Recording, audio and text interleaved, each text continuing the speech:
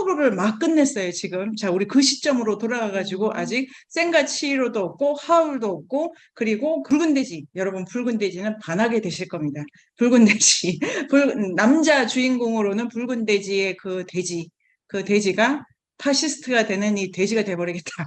이 유명한 되게 유명한 말을 남긴 그 돼지가 남자 주인공 중에서 되게 독보적인 걸 가는데 아직 붉은 돼지도 없는 단계에서 지금 이제 막 토토로를 끝내셨습니다. 미야자키상이. 토토로를 막 끝냈다기보다 뭐 이렇게 마무리 단계에 들어갈 때 어떤 요거를 한번 영화 해보자.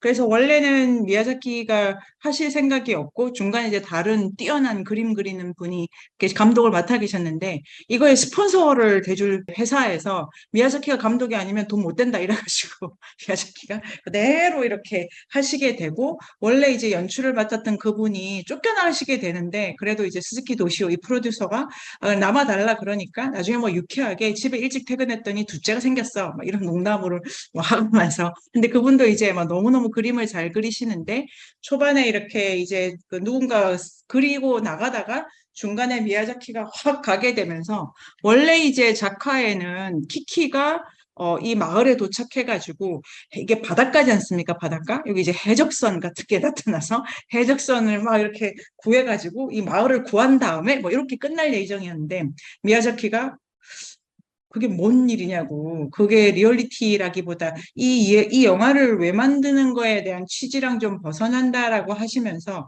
이 영화를 만든 거는 어, 젊은 트렌드, 도시에 막 도착한 어떤 젊은이들, 조용필의 서울 서울 서울도 생각나고 미생 이런 것도 생각나고 그런 분위기에서 청년들의 고민과 어려움을 담으려고 하는데 이게 이렇게 보물섬 뭐 여러 가지 해적 이야기가 겹쳐지면 좀 윤색이 된다 이래서 원래는 할머니 케이크 있지 않습니까? 할머니 케이크를 받고 키키가 매우 감동을 하고 거기서 이제 끝날 예정이었어요. 그래서 다 마무리가 됐는데 스즈키 도시오라는 이 프로듀서가 보더니 꼭 이래야 될까? 이런 생각을 하셔가지고 거의 끝에 지브리 스튜디오 전체가 이제 못해 안 해 이러고 있는 와중에 스즈키 도시오가 그래도 사람들은 돈을 내고 왔는데 뭔가 좀 필요하지 않아? 이렇게 해가지고 그리고 미야자키가 그리면 뭐든지 잘 될 테니까 해서 거기서 이제 덧붙여진 요게 보면 15분 아닙니다. 그 15분 좀 넘어가는 요 짧은 상간에 스피디하게 들어온 결말 부분인데 전체적으로는 또 구성을 가지다 보면은 박수를 받으면서 이제 키키가 어떤 그 일을 마무리하게 되는 거라서 이제 좋다 이렇게 하고 이제 제가 드리고 싶은 말씀은 스즈키 도시오라는 분의 그 감각이 본인이 당신이 그림을 그린 거는 아니지만 영화적으로나 프로듀서적으로나 되게 이게 센스가 있고 그 다음에 사업가적 그 수단도 대단하고 그러니까 우리가 초반에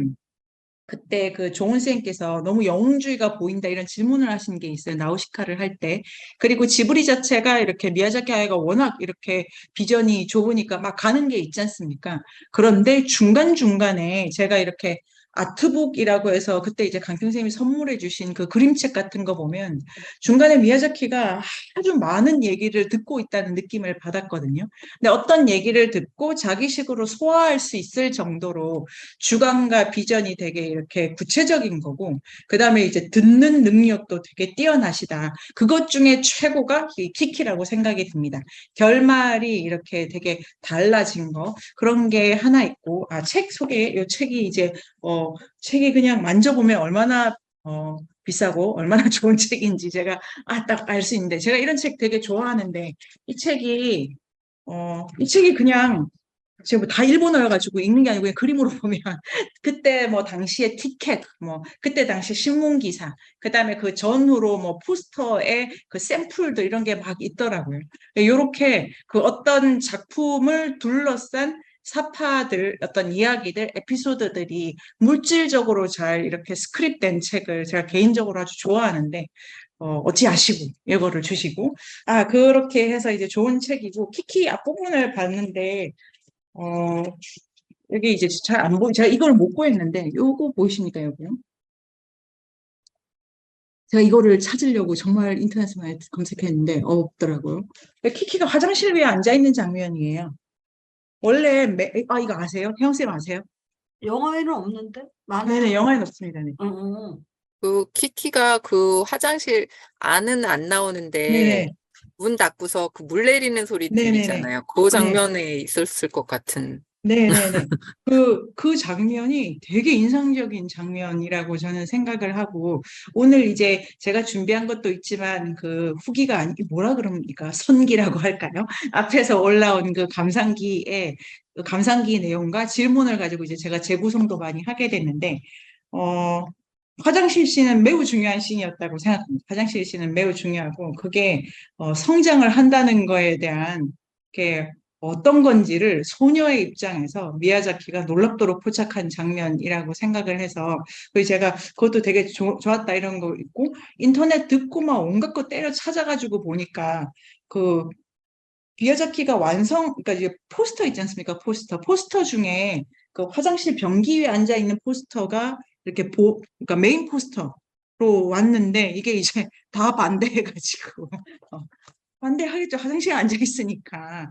그런데 이게 이제 요 밑에 제가 한 달러 일본어 세미나의 명예를 걸고 제가 와가지고 지금 번역해가지고 봤는데, 원래는 미야자키 작품이 이제 너무 공주스러우니까 걔들은 화장실로 안 갈 거야라는 말에 반대해가지고 이런 씬을 하나 넣으려고 했다. 이래서 뭐 대충 그런 내용인 것 같아요. 근데 그거보다는 그 화장실 씬은 좀 더 재밌게 들어와 있는 것 같고요.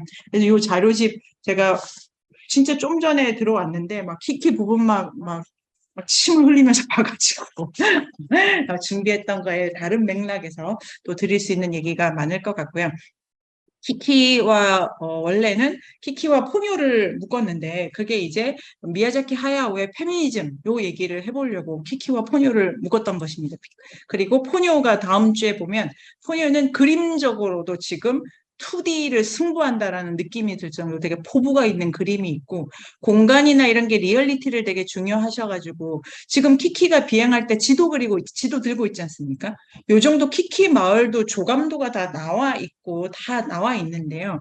그 포뇨의 그림을 보면 되게 이렇게 곡률이 이렇게 느껴져, 이렇게 볼록하게. 그리고 약간 그 면을 구현하려고 하는 것도 되게 많고, 파스텔을 처음 시도하시고. 근데 포뇨는 지금 거의 뭐 10년 뒤죠. 여기로부터 한참 뒤로 나오는 건데요. 그래서 모성을 이렇게 초기작, 뭐 거의 후기작 이렇게 얘기를 해보려고 선택을 한 겁니다. 그런데 우리가 너무 아쉬워가지고, 그다음에 중간에 이제 강평 선생님께서 키키는 그런 작품이 아니라 너무 이렇게 강변하시, 제가 그런 작품 뭐그 정도는 아니지 않나 이런 생각을 했는데, 강평 선생님이 너무 이거는 그 2시간도 부족해 이렇게 하셔가지고, 제가 아 그렇구나 이래서 다시 정말 심하게 봐가지고, 2시간 안에 키도 부족하겠다 이렇게 이제 강평 선생님 생각에 저도 이르게 됐고, 그래서 좀 페미니즘 부분을 조금 떼가지고 오늘 조금 다음 주 조금 이렇게 하게 될 것 같고, 성장이라는 거에 있어서도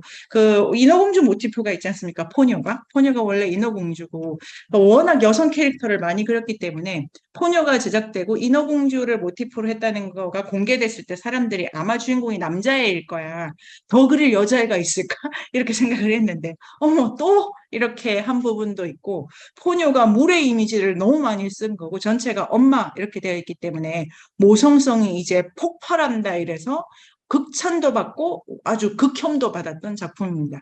국내에 번역된 책으로 모성의 디스토피아 이런 책도 있고, 그 책은 대단히 노골적으로 뭐 서브컬처 연구하시는 분인데요. 만화, 뭐 에반게리온 연구하시는 분인데, 분 되게 그런 관점에서 비판하시고, 그거 말고 오스카 에이지라는 분이 번역하신 이야기로서의 미야자키 하야오랑 누구죠? 하루키의 공통성을 보는 그분도 이 포뇨 같은 경우에는 모성성에 주목을 하고 계신데요. 저는 좀 생각을 다르게 할 수 있다고 생각을 하고, 과연 미야자키가 엄마에게 관심이 있는지 없는지는 따져볼 필요가 있고, 키키만 봐도 엄마에게는 관심이 없다, 이렇게 생각을 하게 되면 전체의 미야자키가 보는 페미니즘과 여성성에 뭐 그런 얘기 충분히 할 수 있는데, 모성이란 키워드를 넣어가지고 페미니즘 얘기는 굳이 할 필요가 없다, 이렇게 이제 제가 주장해보고 싶은 작품이기도 하고, 미야자키의 그 개인사적으로 어머니가 어릴 때 많이 아프셔가지고 뭐 폐결핵 뭐 이런 배 쪽에 이제 안 좋으셔서 뭐 오래 투병하시기도 하고 이제 임종을 못 지키셨다고 하더라고요. 근데 초반에 이제 그 왜 토토로의 엄마가 병원에 가기 전에 아마 이거 폐병일 거다. 그때도 얘기 잠깐 했었는데요. 그게 미야자키 개인의 어머니를 투사한 거다. 이런 해석도 적지 않이 있는데 역시 거기는 반대. 그 어떤 작가가 이게 이제 프루스트라는 작가도 마르셀 프루스트라는 작가가 잃어버린 시간을 찾아서에도 얘기했지만 작가가 자기 개인 경험을 투사해가지고 작품을 쓴다면은 그건 예술이라고 할 수 없다라고 한 부분이 있거든요.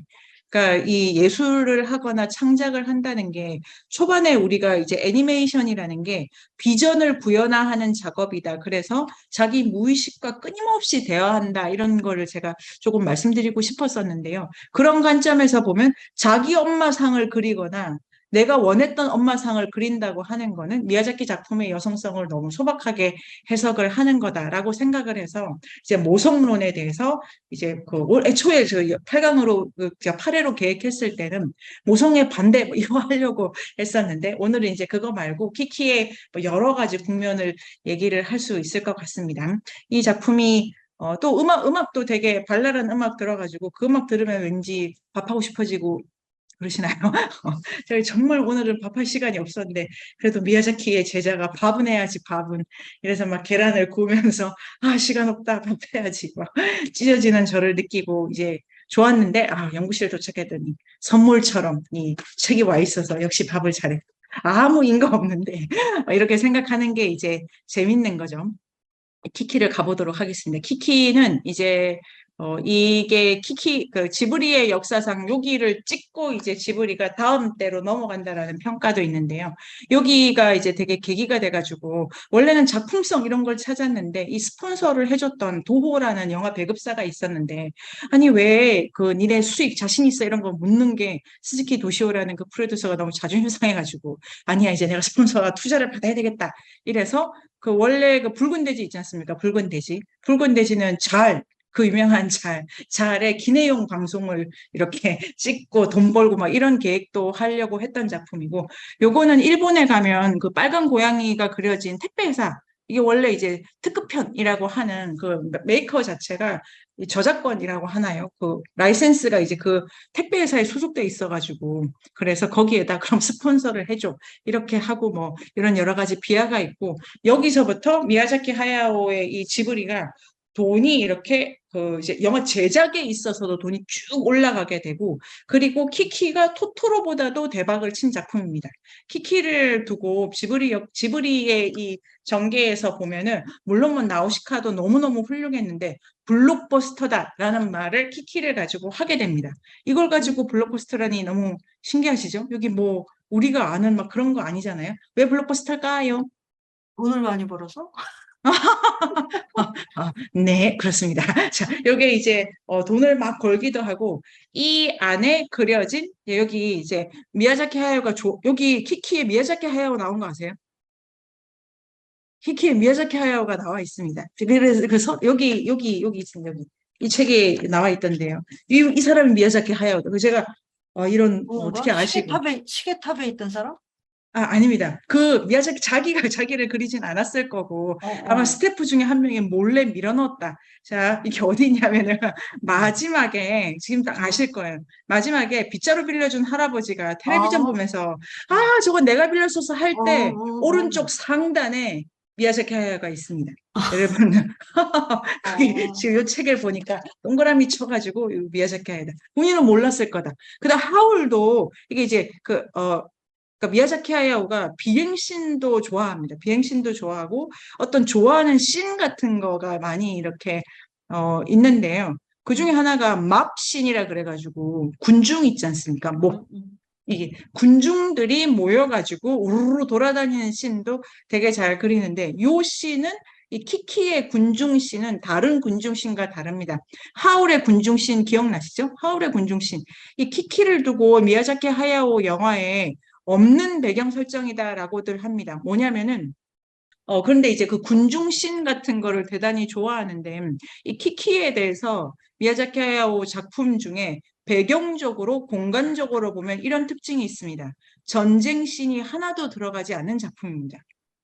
물론 포뇨. 근데 포뇨는 뭐 전쟁씬 같은 거는 없다고 할 수 뭐 없는데 뭐 문명이라든지 다른 관점에서 이 적대적인 세계가 선명하게 들어오는 거기 때문에 좀 다르고 뭐 포뇨는 군중신이 없네요.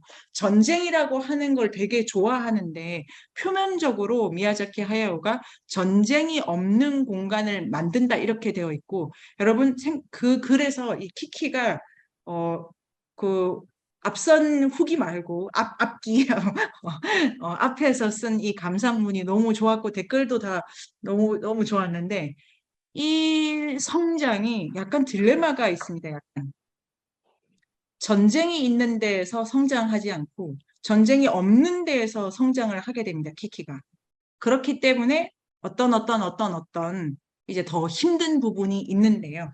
그걸 이제 공간적으로 선생님들과 나누고 싶고 이제 전쟁이 없다 보니까 전쟁이 없는 세계의 군중신 같은 걸 그리게 되고 그리고 하울은 기억나시죠? 사람들이 다 막 박수를 치고 뭐 우르르 몰려가서 그 전쟁의 어떤 뭐 승리와 패배를 다 보고 있는 장면이지 않습니까?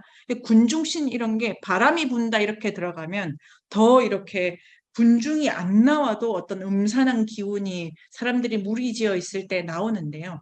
요 키키는 그런 것이 없고 대신에 들어오는 게 이제 이 상품의 세계죠. 상품의 세계. 물론 상품의 세계도 있는데 상품 전체로 설명 안 되는 부분도 되게 많습니다. 그래서 여기서부터 자, 지금 감독님 어떤 생각이 드십니까? 이 키키는 한 번에 해야 되나? 계속해라. 봐도 감독님인 줄 모르겠어요. 네. 근데 저거를 이제 지브리 식구들은, 여기 이걸 넣어놨어. 이렇게 하지 않았을까요? 저 감독님이라고 이제, 하고요. 이제 공간으로 들어가 보도록 하겠습니다. 여기 이제 키키도 공간 설정이 나옵니다. 엄마 마을, 그 다음에 또 이제 바닷가 마을, 그 다음에 요 두 공간이 있는 것 같지만 바닷가 가기 전에 위에서 밑을 보면서 공간이 2개 정도 더 나옵니다. 뭐뭐 나올까요? 성공. 공장이 하나 나옵니다.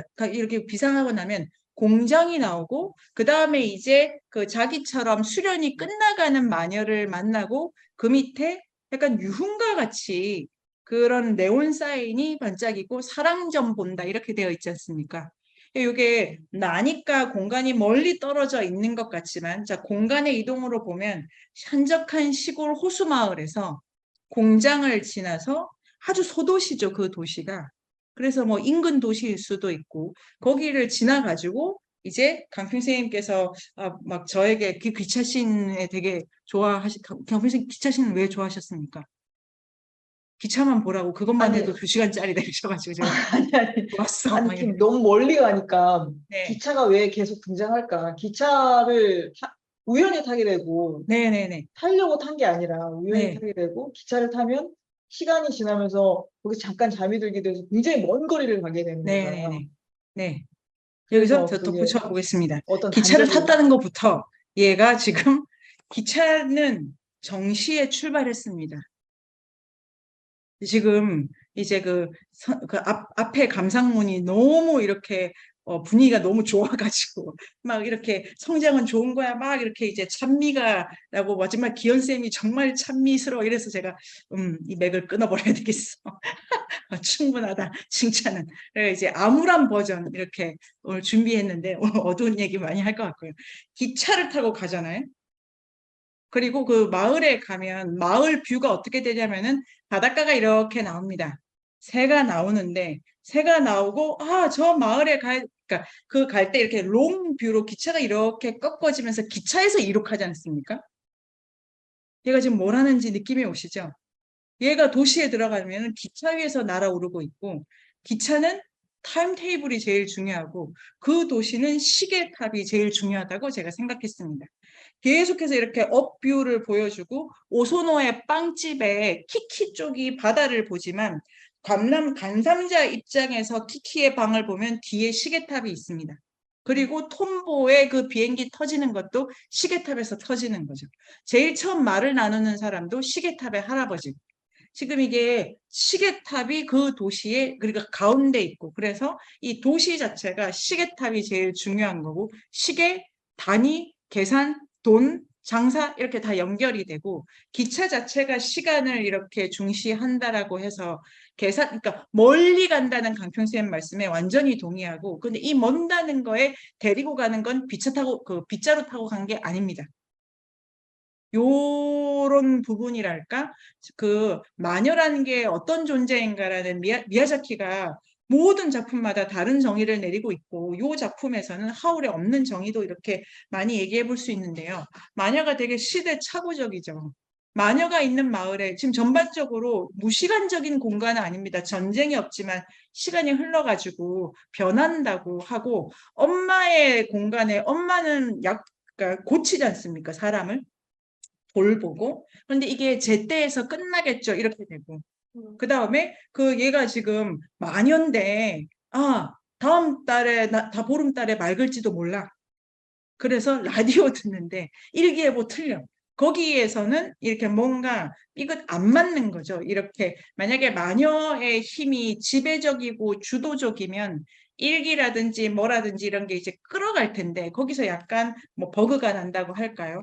일기예보랑 마녀의 리듬이 안 맞고 그런데 기차가 오고 도시에 들어가면 그 시계탑의 할아버지가 요즘 마녀 본 지 꽤 됐어 이러고 있습니다. 그리고 마녀 수련생은 뭘 하냐면은 사랑전 보는 거잖아요. 솔직히 말해서 안 봐도 되는 거고. 그리고 그게 이제 그 마녀가 한다는 일 자체가 키키는 그것마저도 재능이 없어가지고 그냥 빗자루를 쥔다 이렇게 돼 있는 거죠. 전체적으로 보면은 엄마로부터는 능력치가 지금 계속 떨어져 가고 있고 중간에 키키는 자기 능력을 잃어버리게 되는 거죠. 키키는 심지어 동물이랑 직접 소통을 못하고 통역사가 있었는데 그 통역사도 언어 능력을 잃잖아요. 그 지지는 같은 지지다. 지지가 그 지지 맞냐? 같은 지지다. 같은 지지다를 주장하고 있고 능력을 잃어가는 가운데 문제는 키키 자신도 마녀가 왜 돼야 되지 관심이 없고 키키의 관심은 처음 만난 손님이 패션 디자이너. 패션 디자이너라고? 키키 계속 쇼윈도 보지 않습니까? 빨간 구두.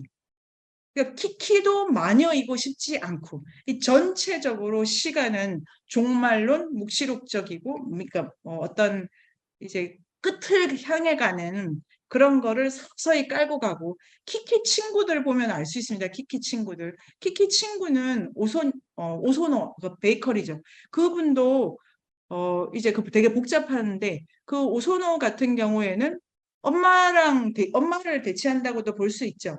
엄마 키키가 떠날 때 엄마가 이러지 않습니까? 나중에 키키가 자랄 때 오소노가 이럴 때 눈물을 훔치죠. 그 다음에 아버지는 그 작화집 보면은 아빠 얼굴에 별로 공을 안 들였다는 걸 알 수 있어요. 미야자키가. 대충 그리면 되는 거예요. 오소노 남편이 대충 그려져 있잖아요. 그 아저씨 정말 보시고 그런 생각 하셨죠? 되게 점이야 사람을. 그리고 막 얼굴이 뭐 그러니까 뭐 하여튼 그러니까 비중이 작은 거예요. 비중이. 그렇게 작게 그리는 요게 지금 콘트라스트가 되게 비슷하고 그 다음에 이렇게 눈물을 훔친다든가 행위도 비슷하고 그리고 그런데 이제 완전히 비슷하진 않습니다. 왜냐하면은 이제 그거를 나중에 이제 그 어떤 장면이 있냐면 오소노 집에는 전기 쓰고 키키 집에는 전기 안 쓰잖아요. 키키는 전기를 쓰지 않죠. 전기를 안 쓰는 계열이 쫙 그려지시죠. 우르술라 전기 안 쓰고 바샤하고 케이크 만들어준 할머니 전기 안 쓰시잖아요. 그러니까 지금 그렇게 계열화되어 있고 엄마는 뭐 전기를 쓰실지 안 쓸지 그거는 크게 중요하지 않고 그 집의 마지막 파티에는 뭐 전기를 쓴 것 같기도 한데요. 엄마는 어쨌든 모든 거를 공유한 반면 이 빵집 아줌마랑은 모든 걸 같이 가고 있지 않고 그리고 화장실 밑에 있는 걸 쓰는 걸 되게 부담스러워 하잖아요. 어떤 간극이 있습니다. 그래서 완전히 엄마를 대체하는 건 아니고 이렇게 삐뚤어져 가는 거고 키키의 방과 오소노의 방이 완전히 다른 색감으로 그려져 있다는 거는 저한테는 되게 중요한 부분인데요. 그래서 이제 키키가 다시 이제 공간으로 들어가면 이 바닷가 마을에 가는 게 처음부터 쭉 올라오면서 시계가 클로즈업 되고 시계 밑신이 바로 시장입니다. 시장. 그걸 이제 위에서 이렇게 내려다 보는 게 있고 그 다음에 이제 키키가 여기서 살아봐야 되겠어 하면 그 다음에 이제 닦고 돈 들고 이렇게 마켓에 가지 않습니까? 되게 상품과 시간과 기차 이런 걸로 어떤 좀 다른 세계가 열리고 여기를 키키가 나 이거 왜 마녀인지 모르고 이렇게 나이브하게 가는 거죠. 요게 미야자키가 포착한 놀라운 점이라고 생각하고, 여러분 혹시 고향이 시골이신데 서울에 상경하셔가지고 뭐 몇 년 보내셨거나 아니면 뭐 반대이거나, 근데 보통 밑에서 위로 올라간다고 볼 때 미생 이런 그 영화가 뭐 드라마가 그렇지 않습니까? 이게 세상이 너무 예쁜데 그 똑같은 얘기잖아, 똑같은 거. 저 많은 불빛 속에 왜 내가 들어갈 불빛이 없냐고. 너무 아름다운데 그 아름다움이 나에게 호의적이지 않다는 거를 이 작품은 계속 보여주는 게 아닐까? 이렇게 생각을 하기 때문에 거기서 키키가 느끼는 부하가 되게 많고, 그래서 마지막 장면에 키키가 이렇게 얘기합니다. 편지를 쓰면서 잘 지내고 있는데 가끔 우울하지만 괜찮다. 이게 성장에 관련해서 가끔 우울하다라는 포인트를 잡아낸 것이 너무나 이 리얼리티적으로 대단하다고 저는 생각을 하고, 가끔 우울하다라는 이 정서가 작품 전체를 주파한다고 봤을 때 성장에 대한 정의, 페미니즘에 대한 정의, 아니면 뭐 인생에 대한 정의, 마법에 대한 정의가 다 달라질 수 있고, 요게 좀 더 재밌지 않을까? 착한 키키 말고 이렇게 생각을 하게 됩니다. 지금 이러면 여러분 어떠십니까? 문득 덕후쌤 어떠십니까? 네. 아니, 그러니까 그 덕후쌤 저기. 남자애하고 피크닉 갔다가 네네. 그 혼자 걸어오는 그 장면이 네네. 거기서 어떤 키키의 심리가 나는 그 이질감? 네네네. 그, 그 차를 탄 여자애들 그 이질감? 질투? 근데 네. 나는 좀 엉뚱한 얘기인데 난 이 작품을 보면서 전반적으로 13살에 독립하는 애가 나는 마치 플란더스의 개가 생각났어. 플란더스의 개. 파트리슈 나오는 거. 아, 네네네. 나는 좀 그것에 뭐 걔만큼 가난하진 않았지만 그리고 도와주는 사람이 있었지만 아무리 마녀라고 해도 13살에 혼자 그렇게 나온다는 거는 요새로 본다면 버림받은 아이 내지는 가출하는 아이 아니야? 네네네. 더군다나 시꺼먼 옷을 입고 어? 네. 그러니까 그 아줌마가 도와주지 않았다면 걔는 길에서 자야지, 노숙해야지. 네. 나는 되게 작품이 뭐 이제 하늘을 뜨고 이러지만 나는 사실은 플란더스의 개가 생각났고 지지는 네. 파트리슈아 같았어, 파트리슈. 왜? 그러니까 그런 생각도 들었어, 나는 훨씬. 네네네. 거기서 마법을 잃어요. 언제 잃을까요? 덕후쌤 혼자 어떻게 걸어, 생각하십니까? 혼자 걸어오면서 자전거, 네. 자전거를 톰보가 갈 때, 위험할 때 네네. 타오르잖아요. 네네네. 그때 마법을 쓴 거잖아요, 얘가. 그래서 네네네. 예, 뭐 물론 톰보를 위험해서 구하기도 했지만 자기가 살기 위해서 톰보한테 그러잖아요. 사실 나 되게 네네네. 무서웠어 이렇게 얘기하잖아요. 그러니까 네네네네. 자기를 살리기 위해서 마법을 쓴 다음에 마법이 네. 사라진 게 마법을 아닐까 사람. 이렇게 생각했거든요, 저는. 네. 거기가 이제 그게 왜 마법이 잃는 계기가 되냐를 되게 이렇게 핵심적으로 이해할 수 있고, 그리고 뭐 당겨서 결론을 말씀드리게 되겠지만 이 키키가 결국 날게 되지만 자기 빗자루로 날게 되지 않습니다. 그렇지. 그런 의미에서 독립 아니면 뭐 자기를 찾아 이런 단어랑 맞지 않다고 저는 주장하고 싶은데요. 지금 이 키키가 그리고 웅 선생님께서 말씀하신 것처럼 이제 큰일 날 뻔했는데, 반대로 생각하면 키키가 우울한 거는 돈 때문이 아닙니다. 걔 못 벌어도 오선우가 해주게 돼 있어, 지금 보니까. 톰보도 있고, 친구도 있고, 조력자도 있고, 우르슬라도 있고, 집도 있고, 애완동물인데 왜 우울해? 요것이 미야자키가 포착한 그런 만큼 힘든 것이다. 이게 좀 약간 이렇게 이제 생각을 정교하게 해가고 싶은데요.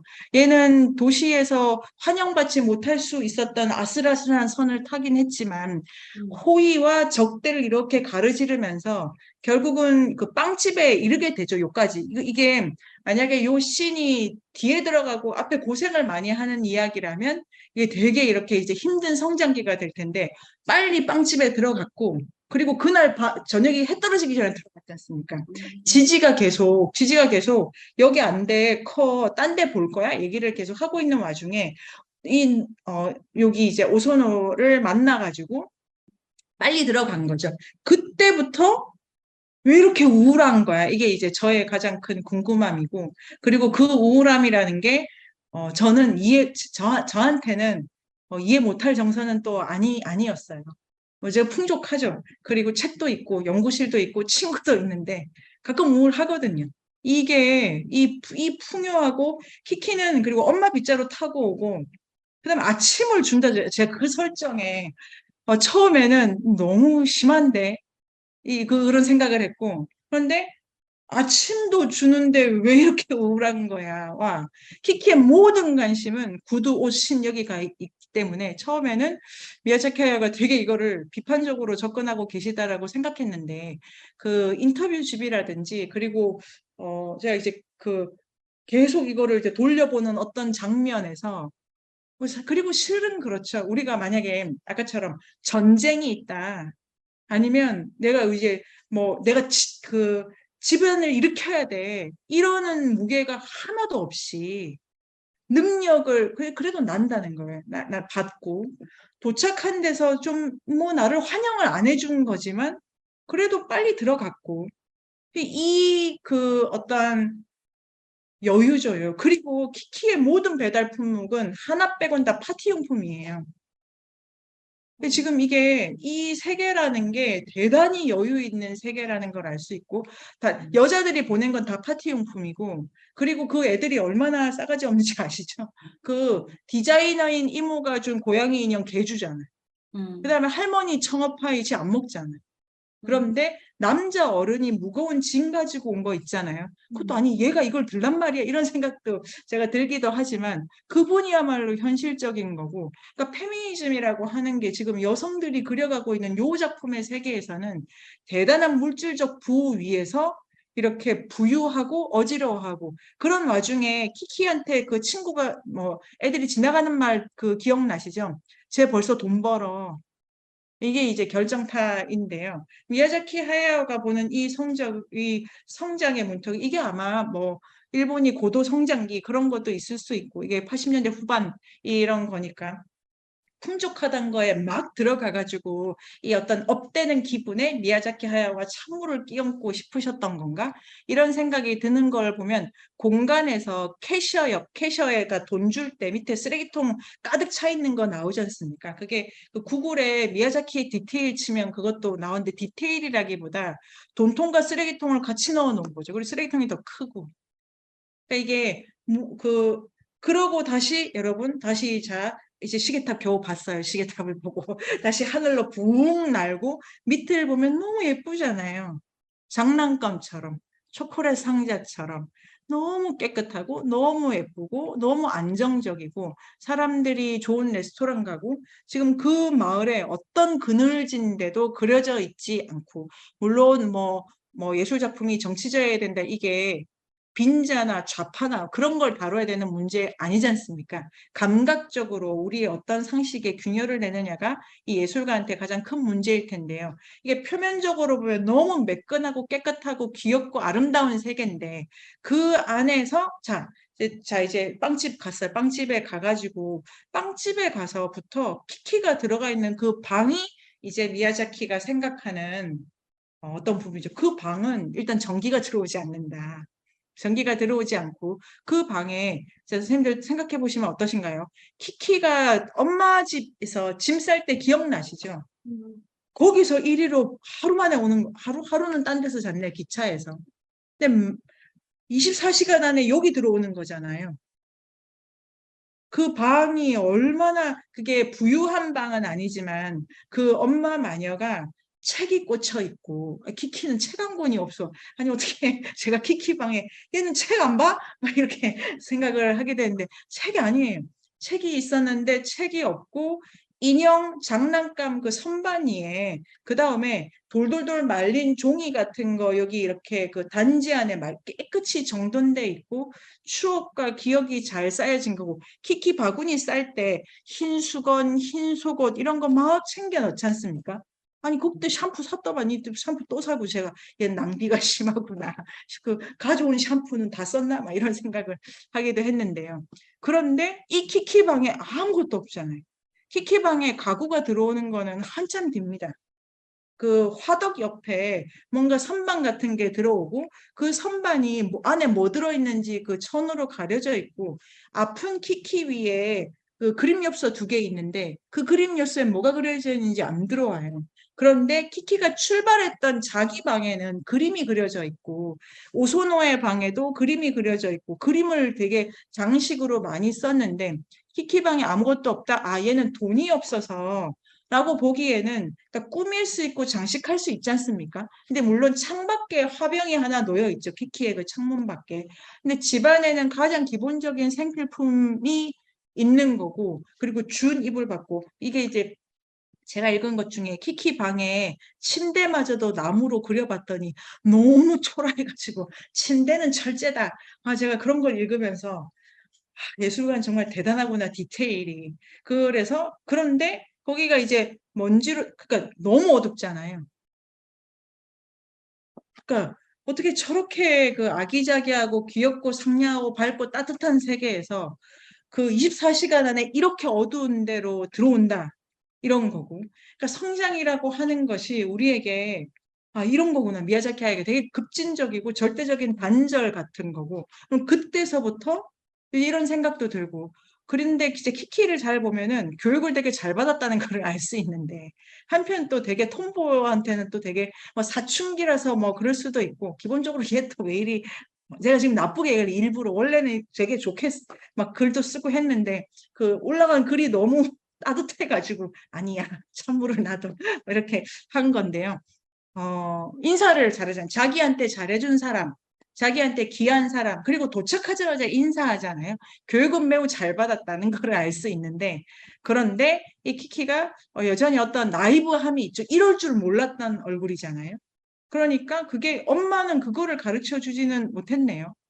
이고 사실 성장을 한다는 게 어떤 국면에서 그러니까 마녀로 산다고 하는 게 전통을 계승하는 건데 이게 뭘 배운 거야?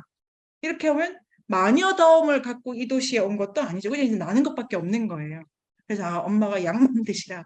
아, 바빴구나. 아버지는 캠핑 가는. 그리고 다시 생각해 보면 아빠가 캠핑 짐을 그렇게 쌓았으면 미안해서라도 아빠 내가 다음 달에 갈게. 할 수 있지 않나? 이런 생각이 드는데 그런 아빠도 안 보여. 엄마가 야, 너 아니야, 나 갈 거야. 이게 이제 어쨌든 좋은 버전의 방구석 일렬 그것도 제가 봤는데 방구석 일렬 좋은 버전에는 모든 통과 의례는 일단 이 통과 의례라는 관점에서 보면 이제 어른들이 야, 너 저기 다녀와 이렇게 됩니다. 모든 옛날 이야기가. 그 다음에 이제 그거를 동화적인 버전이면 엄마가 빨리 죽어서 나가게 되는 거예요. 집 밖을. 근데 지금 얘는 뭐냐면 엄마도 계시고 부족함이 없고 보름달은 다음 달에도 뜨는데 오늘 내가 나가요라고 말하지 않습니까?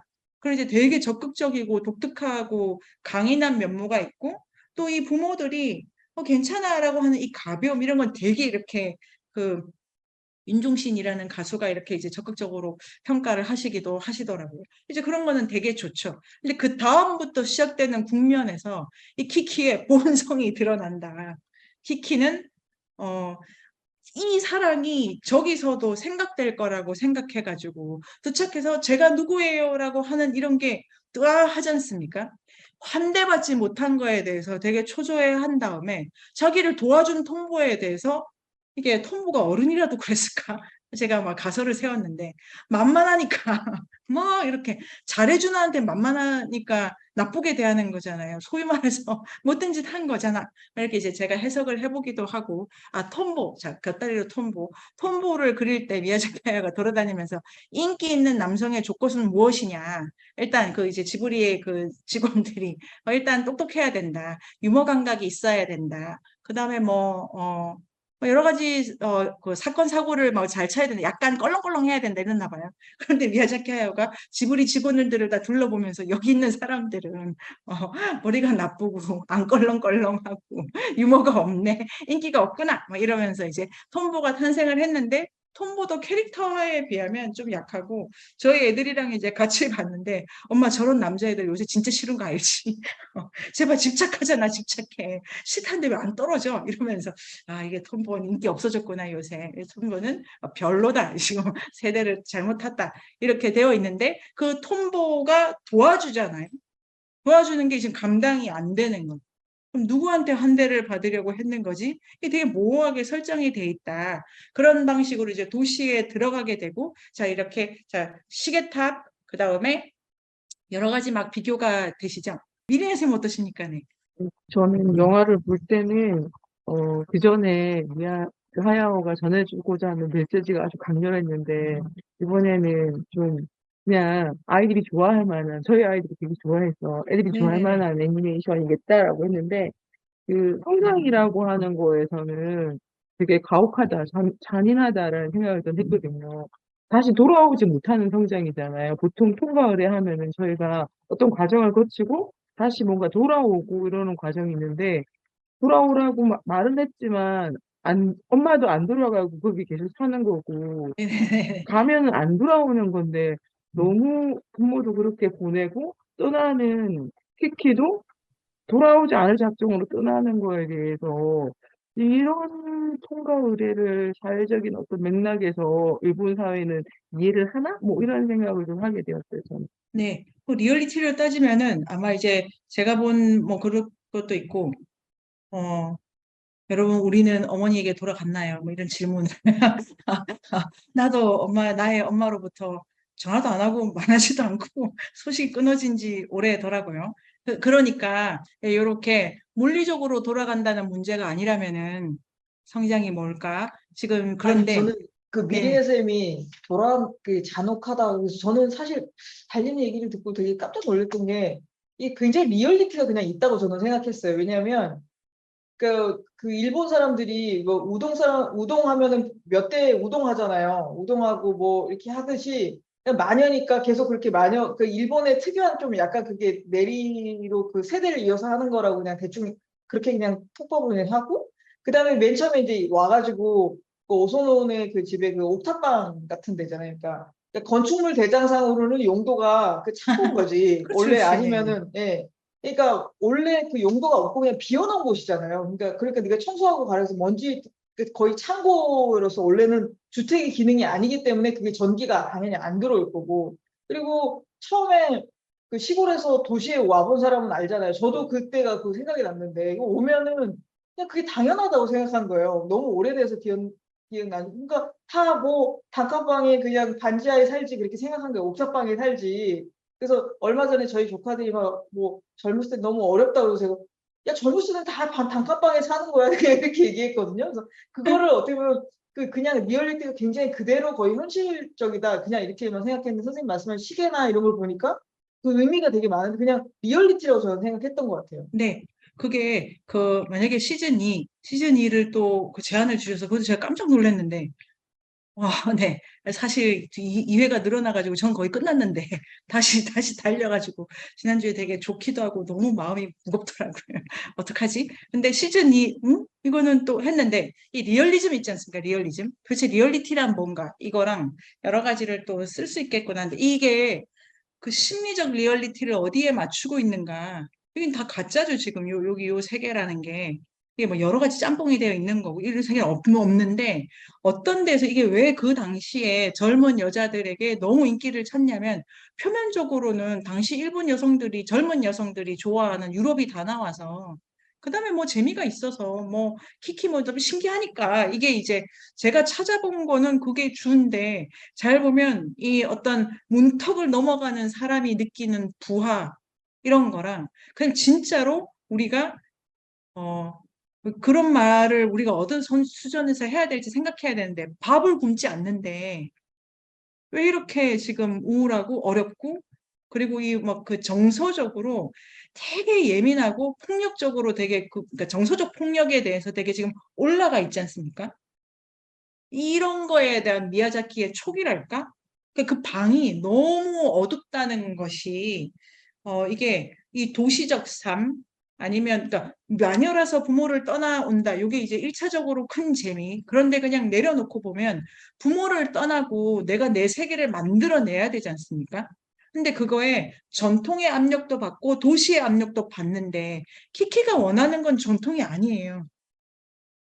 그러니까 아무 생각 없었다 그러잖아요. 근데 이제 톰보를 구하고 이렇게 내가 날아야 되겠다 하니까 마지막에 이제 간판을 걸죠. 패션 디자이너로는 안 가는 거예요. 그런데 또 흘깃 보잖아요. 이렇게 그 창을. 그런 여러 가지 이 갈등이 있는 가운데 자기 세계를 갖는다는 게 뭔가 해서 미야자키는 답을 내리는 건 아니라고 생각해요. 지금 얘가 아직 안 컸고 수련 기간이 남았고 빵을 구울지 그런데 요거의 키는 우르술라가 가지고 있습니다. 우르술라. 요거 이제 지금 우르술라가 빠져 있는데 중간에 우르술라가 들어오지 않습니까? 원래는 원작이 있는 작품인데 여기에 우르술라가 그렇게 손님 중에 한 명이었는데 미야자키 하야오가 되게 이제 적극적으로 쓰는 거고 우르술라가 이제 쓰러져가는 마녀의 계보를 잇습니다. 왜냐하면 우르술라가 인형을 고치잖아요. 엄마가 사람을 고치는 거고 키키는 까마귀랑 대화를 못하는데 우르술라는 까마귀랑 대화를 하죠. 그 다음에 우르술라가 그리는 게 키키의 얼굴이고 둘이 같이 자고 둘이 같이 먹고 여러 가지가 오버랩이 되기 때문에 마녀의 세계가 아니고 예술가의 세계로 요 끝부분을 지금 미야자키가 가져가고 있고 우르술라의 모든 대화의 그 조언이 키키에게도 해당되기 때문에 이 미야자키 하야오가 그 전통? 마녀? 아니면 2D의 애니메이션 이런 건 다 쓰러져 가는 거고 새로운 기술압에 받고 자기가 낡았다는 생각을 계속 하시는 점이 있죠. 미야자키가. 이 젊은이들 이런 거에 대한 공부도 많이 하시지 않습니까? 한편 그런데 그게 쓰러진다고 해서 그게 이제 다 없어지는 것도 아니고 다양한 방식의 비전을 갖는 방식으로 이 마술성, 마법력 같은 거를 예술에 지금 넣는 작업을 조금 하시는 거죠. 그 우르술라 그린 그림은 실제로 어떤 중학교의 학급의 아이들이 그린 그림이고 이제 미야자키 너무 좋아서 얼굴만 지금 그 작화가가 입히고 이렇게 색칠을 애니메이션으로 이렇게 한 거라고 하더라고요. 근데 거기가 나는 건데 거기도 배경이 깜깜하잖아요. 그리고 거기 오른쪽 하단에 집이 2개가 나옵니다. 왜 집이 2개지? 하나가 키키고 하나가 우슬란가? 하여튼 이 뭔가 그리고 말, 소 여러 가지 이렇게 환상적인 게 밤을 난다라고 해가지고 키키는 풀지 않았는데 이 비전을 갖고 왜 날아야 될까의 질문, 날면 어떻게 될까에 대한 고민 이런 건 우르술라가 지금 하고 있는 거를 키키가 보고 거기 이제 어떤 해답이 제시되어 있기 때문에 키키의 성장의 마지막 그림은 우르술라의 그림을 가지고 풀 수도 있다. 근데 다시 돌아오면 우르술라도 한 자리에 있는 애가 아닙니다. 여름에는 여기 있어 이렇게 돼 있잖아요. 그리고 우르술라는 기차 안 탑니다. 우르술라는 히치하이킹 하잖아요. 우르술라는 시계, 그 다음에 우르술라가 이제 그 오켄 선생님이 쓰시신 건 역시 미야자키는 공짜가 없어. 기우면 방 이렇게 닦는데 아니 그냥 가라고. 그냥 계산을 하는 것도 아니고 우르술라가 키키가 도착했을 때 올라가요 이랬더니 못지롱 그래야지. 그러니까 되게 이렇게 나도 올게 너도 와 가자. 지금 이 우르술라가 하는 모든 용법은 오소노랑 달라요. 오소노는 이제 약간의 계약이죠. 약간 이걸 하면 이걸 해라지 않습니까? 내가 임신을 했으니까 좀 봐주면 이걸 가고 아침밥도 줄게 이렇게 하는데 우르술라 같은 경우에는 이걸 하면 뭐 이게 방을 닦아 이런 건데 그게 약간 뒷부분에 뭉개져 있고 왔다 갔다 하고 뭐 이런 거는 다른 얘기를 주고받는 사이인데 그 우르술라도 여름에만 여기 있다 이런 걸 생각하면 키키는 아까 돌아가지 않는다. 돌아가지 않습니다. 미야자키 하야오는 돌아간다는 그러니까 출발지로는 돌아가지 않는다. 그런 거를 그러니까 그 성장 서사 일반이 아니고 출발지로 돌아가는 건 안 그리고 싶어 한다. 이런 거에 바탕을 두면 엄마 집으로는 안 가겠지만 이 마을에도 안 있는다라고 이렇게 이제 제가 가정해 보는 거죠. 그러니까 엄마랑은 다른 거예요. 엄마는 머물고 그리고 거기 그 양갈래 키키 왜 단발머리일까요? 그리기 힘들어서 이거 이제 풀어놓고 바람을 날리면 얼마나 많이 그려야 돼. 이건 아니다 이래서 잘린 거더라고요. 그러니까 그 수련하는 마녀 양갈래지 않습니까? 그게 이제 도라에 나오는 양갈래예요. 그러니까 그게 진짜 맞다. 그러니까 나는 여자의 머리를 어떻게 그리겠어. 그거는 너무 힘들다.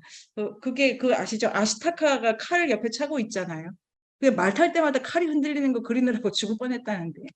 그래서 그런 디테일이 있기 때문에 이제 잘리고 근데 그 마녀도 돌아간다라고 하거든요. 그 마녀는 나 거의 끝나가는데 내가 왔던 대로 돌아가 이러니까 작품을 잘 따져보면은 마녀 3사람이 가는 데가 이렇게 다른 거죠.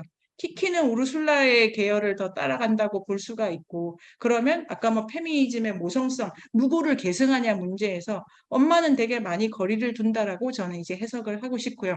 다시 돌아가가지고 이제 키키의 방을 들어가 보겠습니다. 키키의 방, 아직도 키키의 방이냐? 이런 눈으로 배우쌤이 눈을, 아직도 키키의 방이야? 네, 키키의 방이에요. 자, 키키의 방을 들어가면은, 키키의 방에, 키키의 방이 2층입니다. 이게 그 주거 공간을 하는 빵 터지네요. 거기 전기, 그러니까, 창고로 목적이 그렇게 돼 있어가지고. 그런데 계단을 타고 올라간다. 자, 이게 키키가 나르는 게 본업이지만, 키키가 많이 걷고, 특히 아까 울쌤도 말씀하신 것처럼 해변에서 빵집까지 오려고 긴 길을 걷지 않습니까? 그게 많이 걷는다. 그 다음에 나중에 심하게 뛴다. 자, 그 다음에 날게 되는 거예요.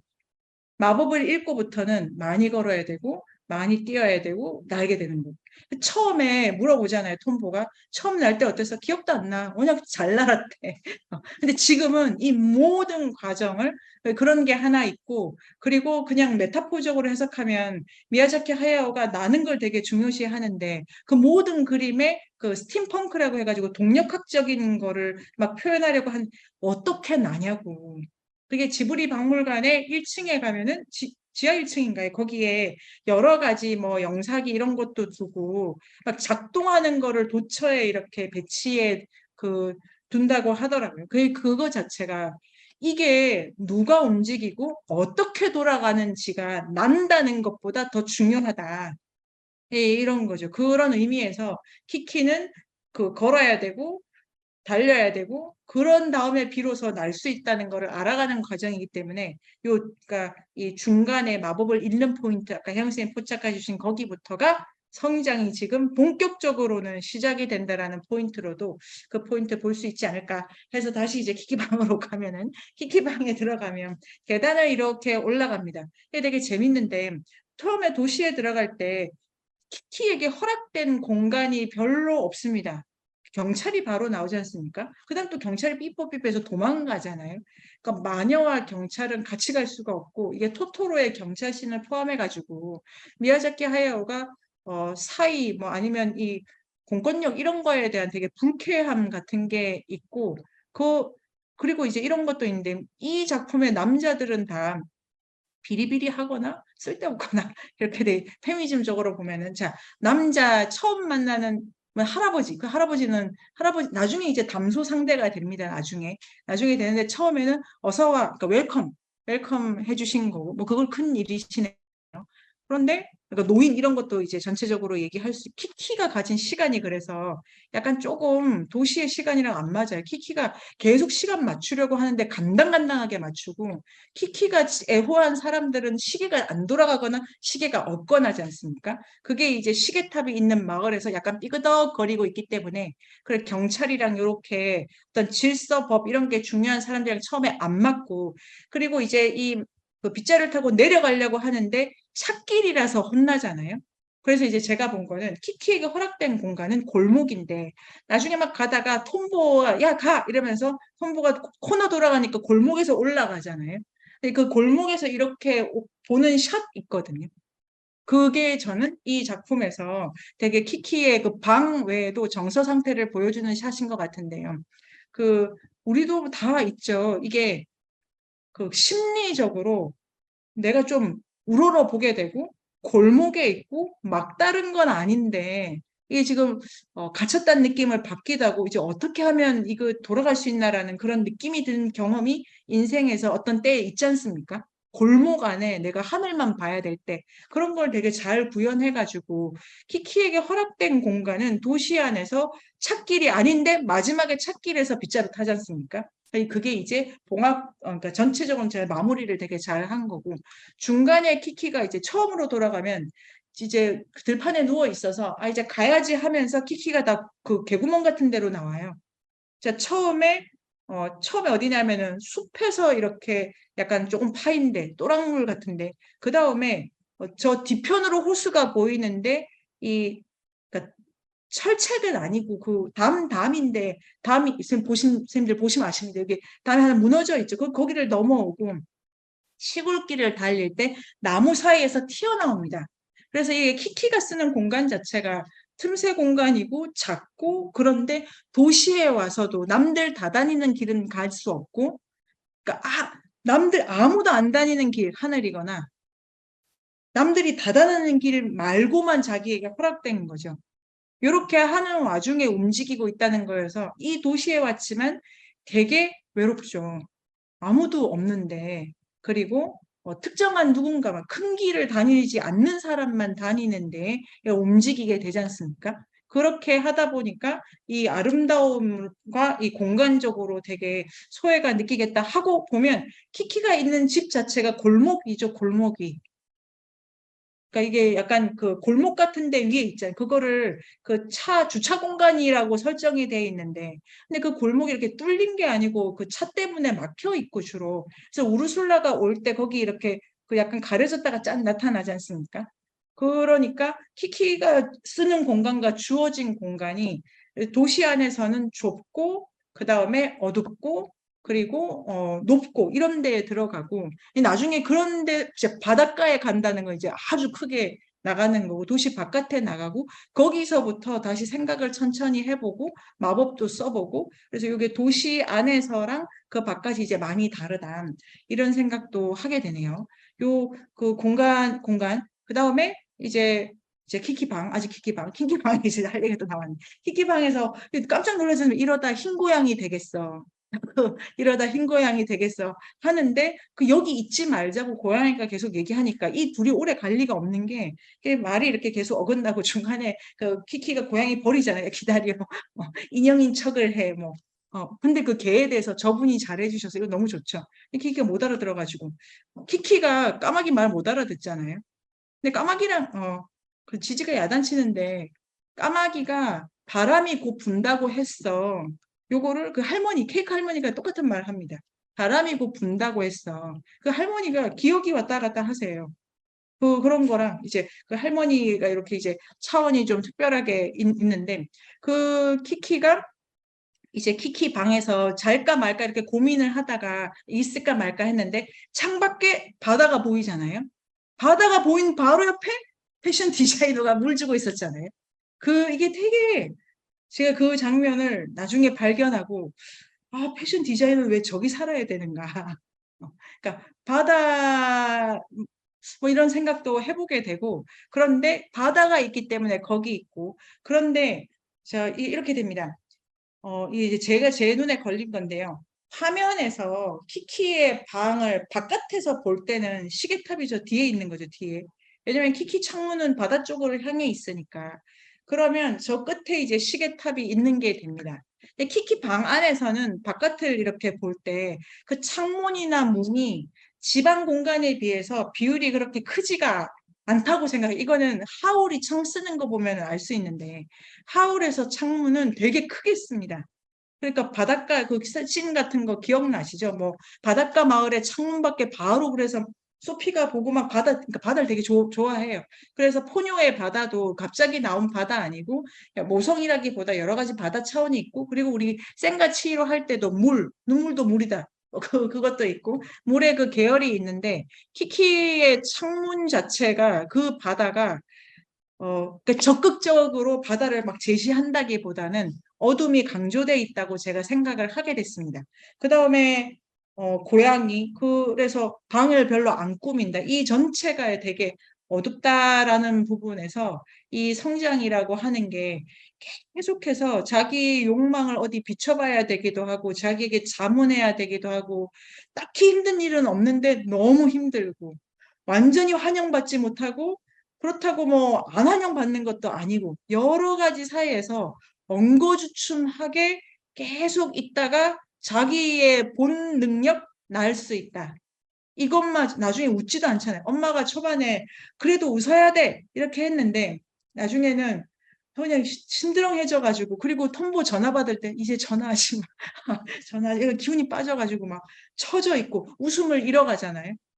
그 자체가 이렇게 어정쩡하고 세상에 들어가고 싶은데 못 들어가고 내 욕망이 불확실한 데서 느끼는 좌절이 너무 무겁기 때문에 이 상황에서 자기 능력도 잃어가는 거죠. 근데 능력을 가질 방법도 모르면 그때부터 초조해지고 할 때 또 이제 이게 그 우르술라를 만나게 되는 여러 가지가 있는데요. 전반적으로 이 성장이 저는 그 13살에 거의 이렇게 도시에 적응하는 건 너무 힘든 일이야, 힘든 일. 그런데 심리적으로 지금 이 부유하는 마음을 붙잡을 길이 없는 것이 주는 무게감? 이것에 대해서 미야자키 하야오는 리얼리티를 더 부여한 것이다. 이렇게 읽어봤는데 어떠세요? 선생님, 그러면 약간 좀 풍족해서 그럴까요? 예를 들면, 그 우리 전에 했던 치히로나 소피는 그냥 이렇게 있다가 심드렁 했다가 어떤 계기를 해가지고 확 뛰어다는 게 있잖아요. 근데 얘는 심드렁하지 않고 그냥 되게 밝았는데 심드렁해지는 거잖아요. 이렇게 되면. 네네네네. 그러니까 그렇죠. 이게 풍족해서 아니면 어설프게 도와줘서 그런 걸까요? 일단 여러 가지 이유가 가능한데요. 1번 이유는 풍족합니다. 심지어 이게 엄마가 빗자루 주잖아요. 얘가 자기 빗자루를 쓴 적이 없다는 것이 여러 가지 의미로 해석할 수 있는데 처음에 빗자루 두 번 자기 빗자루를 깎았는데 둘 다 못 쓰죠. 둘 다. 쓸모가 없어가지고. 첫 번째도 그러니까 써보지도 못한 자기 빗자루예요. 그래서 이게 안타까운 게 아니고 저는 그 부분에 대해서 되게 이렇게 의미 부여를 하고 싶은데 이 세상 어떤 게 내 겁니까? 라는 말로 내가 도대체 다 받고 빌려 쓰고 그리고 갈 건데 이런 철학이 있고 성장이라고 하는 말에 그냥 붙는 상식 중에 자아를 찾아야 돼 이런 거 되게 많이 붙지 않습니까? 그렇게 찾는 자아가 따로 있지 않다라는 요 기본적인 하야오가 좋아하는 메시지. 근데 이제 헌신해야 되는 그런 포인트는 지금 여기 하나도 없는 거고 이건 이제 지금 이게 토토로 다음 거고 원래는 조금 기획이 빨랐으면 이게 세 번째였을 수도 있겠다 이런 말도 있더라고요. 근데 토토로 다음이고 우리가 센가치로에서 나중에 소피에 이르기까지 미야자키 하야오가 고민이 더 깊어간다라고 볼 수는 있겠지만 1차적으로 이제 이게 힘든 이유가 풍족해서죠. 엄마 빗자루 받아서 출발한 거고 아버지 라디오 그러니까 생계에 필요한 빗자루 그 다음에 쾌락 그러니까 여가를 즐길 라디오 그 다음에 뭐 자기랑 말동 가질 거 다 가지고 출발을 한 거고 그리고 그 기본적으로 그 대담집의 미야자키 하야오는 그냥 나이브하다. 나이브한 것이 우리를 힘들게 하는 거다. 그러면 어떻게 안 나이브해지냐? 전쟁이라도 일어나면 나이브할 기회조차 뺏기기 때문에 그리고 갑자기 늙어버렸다. 엄마가 돼지로 변했다. 이건 되게 그러니까 거기는 확 인간은 그런 데는 금방 간다고.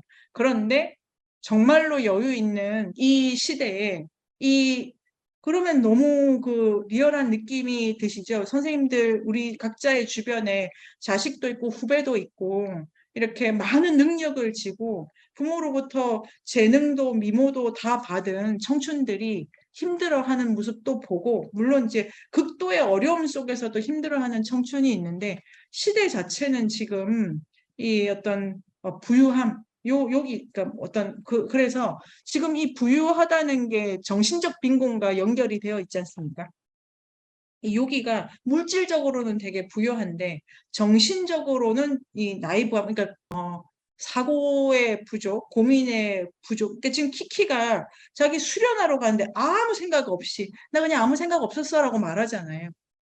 그러니까 그거를 생각하게 하는 게 이제 수련이기도 할 텐데요. 그런 출발선, 그러니까 미야자키 하야오 말은 그런 데서 시작하는 사람이 느끼는 무게와 이 세상에 대한 두려움, 어려움은 아주 무겁다, 무거운 것이다. 제가 그거를 들으면 그런 야가 빠진 소리 하잖아요. 저도. 그러니까 뭐 배부르니까 배부른 소리 하네.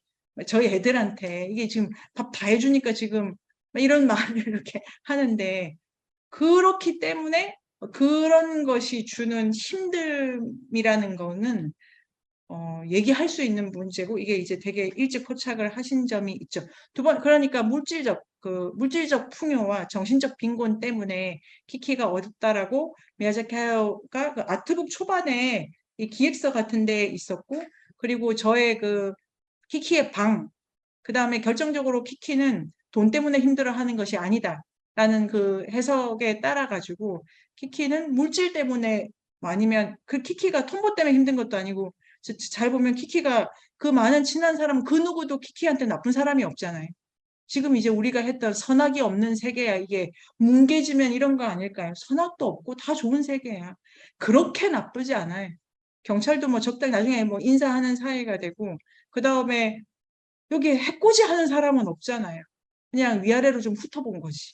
근데 그거도 감당하기가 매우 힘들다라는 문제에 있어서 미야자키 하야오는 그건 중요하게 생각해야 될 부분이라고 보시는 것 같습니다. 그러면 선생님들 또 어떠십니까? 한평 선생님, 네.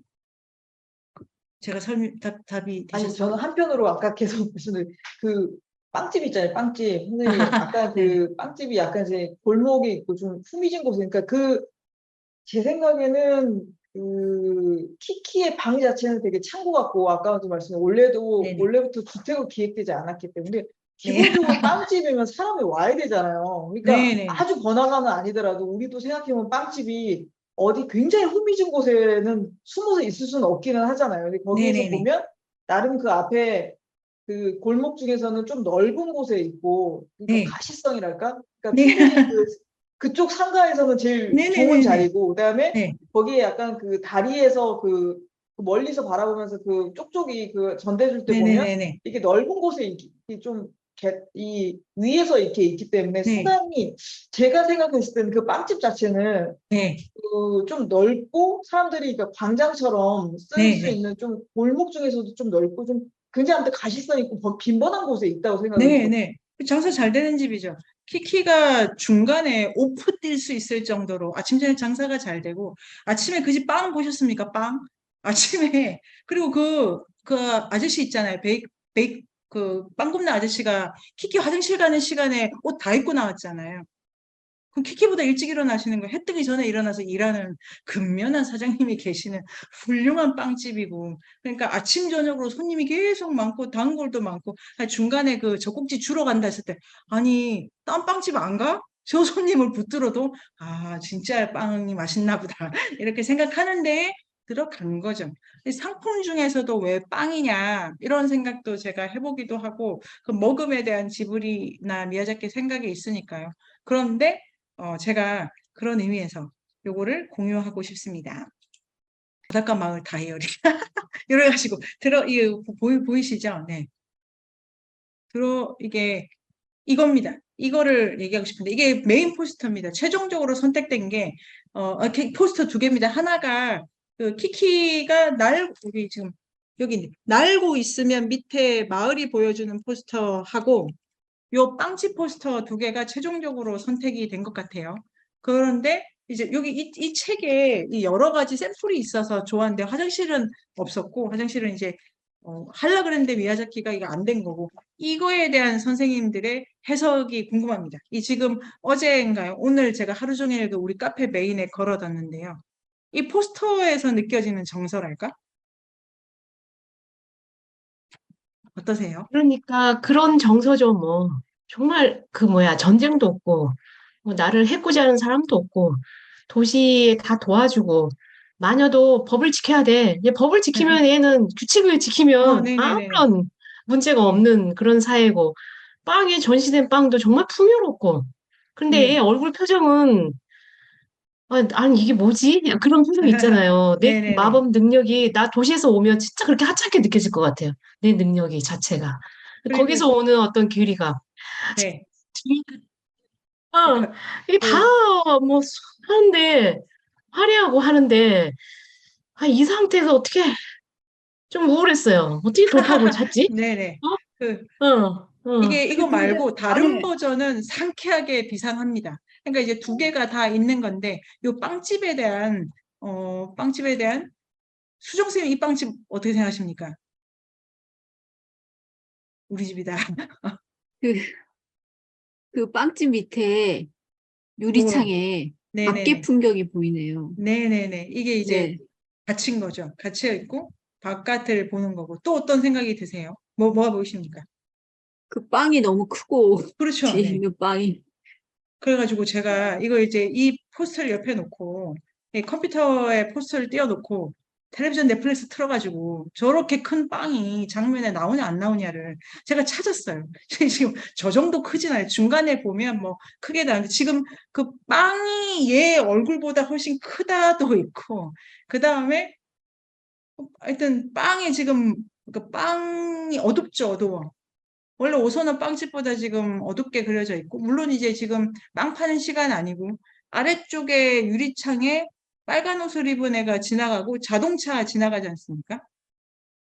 이게 지금 안에서 밖을 보는 건데 뭘 보고 무슨 생각을 하는가라는 이러한 그 생각이 드는 포스터고 되게 이게 무거운 그리고 본인 본업이 빵집 아니잖아요. 빵 만드는 거 아니고 빵을 배달할 것도 아니고 배달하는 거가 없고 이 빵집에서 밖을 보는 요게 왜 미야자키가 요 포스터를 이거랑 그 날아가는 포스터 이거는 이제 제가 따로 찾지는 않았는데 요거는 되게 가벼운 거, 되게 극단적으로 다른 두 개의 포스터를 취하고 있고, 센가치로도 포스터, 이렇게 제가 그래서 다 비교를 한 건 아닌데, 뭐 이런저런 포스터를 쓰지 않습니까? 두 개도 쓰고, 세 개도 쓰고. 요거는 좀 이 대조를 많이 했다고 생각이 들었습니다, 요게. 그렇게 한 이 어두운 마음, 이런 것도 생각을 해볼 수가 있고요. 진진쌤은 어떠십니까? 이 빵집에 가야 되겠다.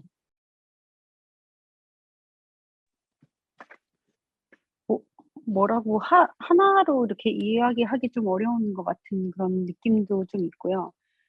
제가 처음 서울 와가지고 느꼈던 약간 그런 적응기 같은 막 이런 느낌도 좀 들고 왔을 때 이게 그 느낌이 이렇게 제가 그 공중에 붕 떠서 살고 있는 느낌이었거든요. 그러니까 그 땅에 발을 붙이고 살고 있지 않는 것 같은 느낌이 네네. 들었었어요. 처음에 네네네네. 왔을 때 네네. 그런 느낌이 가도 좀 비슷할까 이런 생각도 들고 네.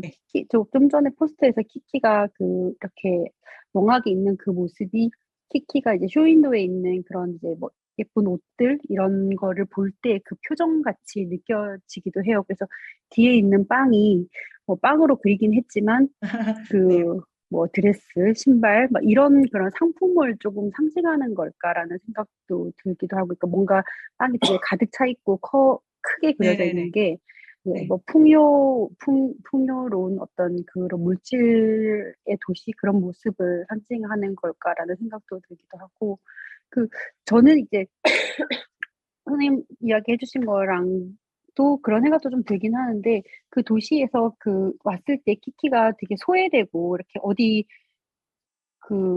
들어갈 수 있는 공간이 없다고 느끼기도 했지만 또 배달을 하면서 만났던 사람들한테서 도움도 받고 본인이 맡았던 일을 해냄으로써 내가 뭔가 할 수 있다는 거 그리고 그 할머니한테도 어떤 케이크 선물 받는 그런 장면도 있었고 오소노 그 빵집 아줌마도 어떻게 저런 빵을 내주나 하는 생각도 들긴 했지만 어쨌든 키키가 잘 곳이 없고 뭐 먹을 그런 게 아무런 발붙일 데가 없는 곳에서 잠자리나 아침을 내어주고 일자리를 주긴 한 거잖아요. 그리고 전화도 같이 쓸 수 있게 하고 이런 거를 보면서 되게 풍요로운 도시지만 약간 키키가 마음 붙일 곳이 없고 이렇게 소외당하고 이질감을 느끼는 어떤 공간이긴 하지만 어떤 사람들하고 오히려 가까이 다가갔을 때는 사람하고 이제 가까운 어떤 관계를 맺었을 때는 거기에서 뭔가를 배운다 이런 생각도 조금 들기도 했었거든요. 네네. 그런 느낌도 좀 들고 그러네. 네. 뭐 예를 들면은 돈을 주고 물건을 사는 거랑 키키 주변으로 돌아가는 돈은 좀 다릅니다. 키키가 처음에 이제 얼마를 받을지 몰랐는데 그 디자이너가 이렇게 좀 이렇게 많이 주세요 이렇게 하잖아요. 이제 차이가 있고 그 다음에 이제 그 고양이 잘못 배달해가지고 사고 나가지고 우르솔라한테 갔더니 자기는 방을 덜 닦았는데 그 고양이를 다시 집어준 거죠. 그 다음에 또 갔던 게 그 다음에 거기 할머니 맞나요? 할머니 집에 가가지고 돈을 받았는데 얘가 지금 그 화덕도 고치고 전구도 갈지 않습니까? 그리고 할머니랑 얘기하고 그런데 이제 시간이 틀어져서 막 이렇게 오고 이런 게 원래 돈이랑 지금 이렇게 계속 낙차가 있는 거죠.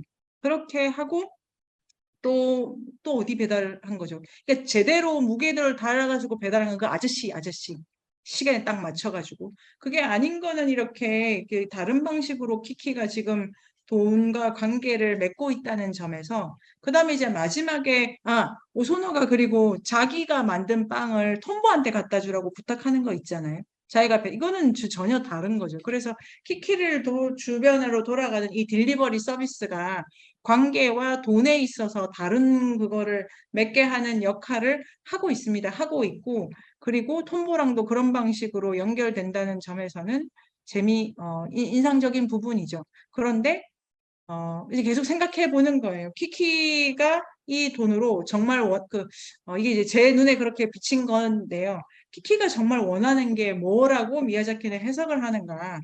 이게 인정 욕망인가? 자기를 알아주고, 자기를 받아주고, 이런 거에 그건 이제 당연한 거지 않습니까? 우리가 관계 속에서 살아가는 우리에게 이거는 그 애니미즘이죠. 애니미즘. 우리 그때 했던 것처럼 내 이름을 불러주는 자에 의해서 활성화되기 때문에 나를 알아주는 누군가 없이는 아무것도 아니에요. 그런 거를 접하면 누군가를 만나서 나와 이렇게 관계를 맺어가야 되는데 진희쌤 말씀하신 것처럼 요런 방식으로 배달을 해가지고 관계를 맺는 것 자체가 이제 어디까지 갈 수 있는가 이런 이제 생각이 들었는데 여기서 이 작품은 우르술라라는 키를 넣어가지고 이제 창작을 한다든지 그림을 그린다든지 요걸로 지금 밀어넣고 있기 때문에 근데 마지막이 키키가 간판을 새로 달아가지고 제가 아니 그림은 안 그리더라도 키키가 간판을 새로 달아서 저게 해석할 걸까 이런 생각이 들고 제 그 준비할 땐 생각보다 지금 진지쌤 말씀 들어보니까 비행하는 것도 초반에 되게 와이드 뷰 쓰지 않습니까? 와이드 뷰. 그런데 마지막 엔딩은 다 이렇게 근거리를 잡고 있는데 톰보랑 같이 날잖아요. 앞서거니 뒤서거니 하면서 그 다음에 그 배달하는 꽃집 이렇게 그리고 그러니까 위에서 밑을 이렇게 밑에 배경이 이렇게 도시라든가 바다가 받쳐주고 위에 얘가 떠 있는 것처럼 나는 게 아니라 되게 이렇게 지근거리에서 나는 거를 마지막에 찍었다고 하면은 진지쌤 말씀하신 것처럼 이 배달이 관계를 잇는 데에 들어가고 있다 이런 생각도 할 수 있을 것 같고요. 그 예술 아직 못했는데 여기 또 안 뭐 싫어? 아니면 아니시나? 네. 근데 네네. 나는 두 가지가, 근데 왜 빵집에서 아르바이트 하는 애가 네. 왜 프라이팬에다가 그거를 만들지? 그거 뭐지? 팬케이크를? 본인은 빵을 만들지 못하지. 아니, 그러니까 빵집은 되게 빵이 남아. 선생님. 아까 네. 먹어도 돼. 그리고 아침을 네. 준다고 그랬는데 아침을 네. 만드는 것 같은데 나는 팬케이크로. 아침을, 그 빵집 여주인에게 얻어먹은 거는 차 한 잔밖에 없고 같이, 네네네. 그 유사 가족이 같이 뭘 먹는 건 안 나온 것 같고 네네네. 되게 빵집에서 살면 되게 빵을 좀 먹지 않아? 그 근데, 빵을, 어, 그, 근데 한 번도 우르소가 그 집 그러니까 빵을 먹는 아침을 거를 못 준다고 봤어. 했으니까 그려지진 않은 거지만 아침을 어. 줬을 거고 그다음에 얘가 그 집 팬케이크를 빵을 먹는 먹는 거는 건 안 나와. 근데 그렇지 그거는 나올 필요는 없는 거죠. 그러니까 모든 리얼리티를 말을 다 구현해야 되는 게 아니 아니, 말로 구현하는 차원도 있고 나는 뭔가 그런 면에서 그, 그 고용인과 뭐 그 관계가 굉장히 뚜렷하게 나타난 것 네네. 같고, 네네. 그다음에 나는 쉬어야 되는데 우르슬라라는 이름이 계속 마음에 걸려. 이 왜 우르슬라가 그러십니까? 성녀잖아. 네네네. 세례명이기도 하고. 네네. 근데 이런 이름이 나온 적이 없는 것 같은데 나는 하야오 작품에서. 그래서 이걸 한번 내가 조사해 보고 싶은 거야. 네네네. 인어공주의 그 얼슐라 마녀 아니에요? 지금 약간 네네. 그래요? 인어공주에서 나오나? 그 인어공주의 목소리를 앗아가는 어. 사람으로 아, 바뀌어주고 그 마녀 이름이 얼슐라거든요. 아, 근데 그러면 성녀 이름을 쓴 거네. 그럼 근데, 저기서 나와요? 네네. 그 포뇨에서? 아니요. 원래는 나오는데 그 우르슬라라는 이름이 되게 낯설잖아, 사실. 갑자기 그 이름이 그 여자 존재도 낯설지만 아, 또 그러네요. 네. 장명을 모르겠어. 왜 우르슬라라고 했는지 그렇게 네, 미리네 쌤, 네. 네, 저는 성우와 같은 거 몰랐는데, 키키가 나는 거 잃어버리고 다시 숲으로 갔을 때, 예술하고 마법은 같은 거라고, 네네네. 피가 같다. 거리 둬야 된다 하고, 결국은 우르슬라는 그림을 그리고, 키키는 알게 되는데 응 선생님이 말씀하셨던 것처럼 저도 이 여자 이름을 들었던 기억이 없었던 것 같아요. 이름을 서로 부르지 않았던 것 같기도 하고 아, 서로 안 불러요? 키는 불렀던 것 같은데 그 언니를 뭐라고 불렀는지 기억이 안 나서 자기를 소개했나요? 잘 기억이 잘 안 나요. 그러니까 보통 이름이 다 이렇게 기억이 나는데 그냥 숲에 사는 여자라고 저는 기억을 하고 있었던 것 같아요. 아, 네네네. 이름의 기원에 대해서는 제가 모르겠습니다. 잘 모르겠고. 그런데 다른 차원에서 이 작품의 이름을 생각하면은 이름이 다 국적 없이 다 들어와 있다는 걸 알 수 있는데요. 그러니까 이 나라 저 나라 이름의 방식으로 이렇게 들어와 있기 때문에 만약에 성녀 이름을 썼으면 너무 크게 쓴 거가 되겠죠. 그런 뭐 이렇게 비중하고 이런 거를 따질 수 있는 문제라고는 생각을 하고요. 지금 기현 쌤 말씀하신 것처럼 그러니까 이제 이게 그 작품의 영화이기 때문에 재밌는 부분이고 미야자키가 이거를 다 디렉팅을 하는데 키키가 마음에 드는 성우가 하나도 없어가지고 찾고 이렇게 이제 못 찾고 있었는데 우르술라 역을 하는 그 배우도 뭐 훌륭한 성우라고 하시더라고요. 이제 너무 잘 하셔가지고 나중에 이건 한번 했더니 그것도 너무 원래 이제 그 미야자키가 이 성우들이 모여가지고 이렇게 하는 게 아니고 한 신 한 신 다 따로 따시더라고요. 그럴 게 한 게 이제 잘 맞아졌는데 지금 이제 우리가 그거를 모르고 해석한 거에도 마녀와 예술가를 연결시키고 있으니까 뭐 얻어 걸리긴 한 거지만 그게 목소리의 저편에 한 사람이 이렇게 작품을 했다는 거는 우리 해석에서는 되게 중요하게 볼 수 있을 것 같기도 한데요. 네이버 검색창에 인문공간 세종을 검색하세요.